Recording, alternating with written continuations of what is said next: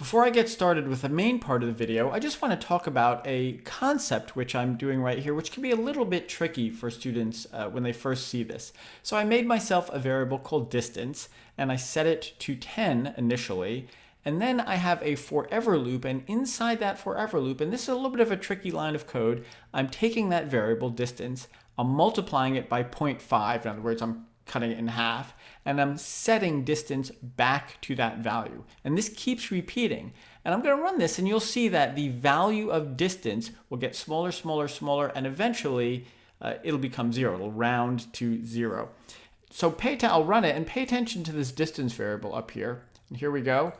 And you can see that distance, it started out at some value bigger than 0 and got smaller, smaller, smaller, and eventually became 0. Now, if I change this 0.5 to, something closer to 1, let's say 0.99, I'm going to run this again, and you can see that distance, 5, 4, 3, distance is getting smaller and smaller and smaller.